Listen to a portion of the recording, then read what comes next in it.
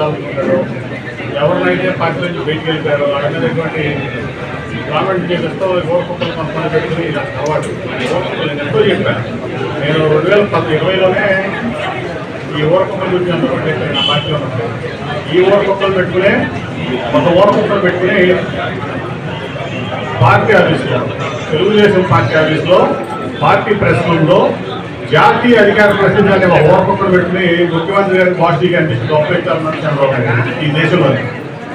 అదే మీకు ఒక ఓరకొక్కలు పెట్టుకుని అతనికి జాతీయ అధికార ప్రతినిధి అని ఒక ట్యాగ్ ఇచ్చి, ఒక టైటిల్ ఇచ్చి,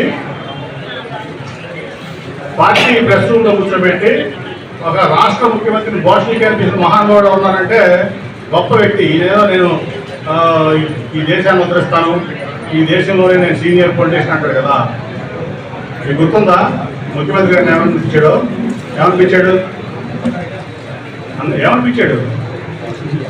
మీరు అర్థమవుతుంది కదా. చంద్రబాబు నాయుడు కొడుకు ఒక ముఖ్యమంత్రిని పట్టుకుని ఈ దేశంలోనే ఎవరన్నా పార్టీ ప్రెస్ రూమ్లో పార్టీ అధికార ప్రతినిధి, మళ్ళీ రీజనల్ పార్టీకి జాతీయ అధికార ప్రతినిధి ఆయనతో పాజిటివ్గా అనిపించాడు. అప్పుడే తెలుసు చంద్రబాబు నాయుడు గారు నైజం, లేకపోతే చంద్రబాబు నాయుడు గారు ఓర్పక్కులు పెట్టుకుని ఒక సిట్టింగ్ ఎంపీని, మీ పార్టీ ఎంపీని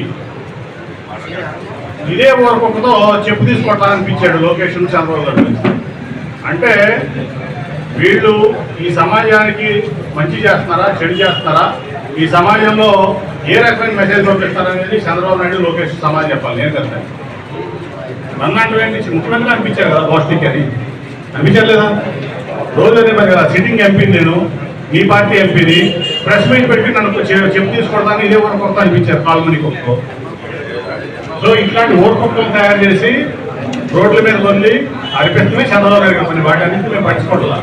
ఎందుకంటే ఓరకొక్కలు ఏం వెళ్తా ఉంటుంది, ఓరకొక్కలు వస్తూ ఉంటాయి. ఇవన్నీ చంద్రబాబు నాయుడు గారి లిమిట్లన్నీ నాకు తెలుసు. మేము మాది అభివృద్ధి, సంక్షేమం, దాన్ని ముందుకు తీసుకెళ్ళమే మా ధ్యేయం. దాంట్లో భాగంగానే మీ అందరూ కూడా తెలుసు జర్నలిస్టులుగా ఈ 9.5 ఏళ్ళు, ఇప్పుడు దాదాపు 9.5 ఏళ్ళు దాటిపోయింది మేము మీరు చూసి ఒక ఎంపీగా.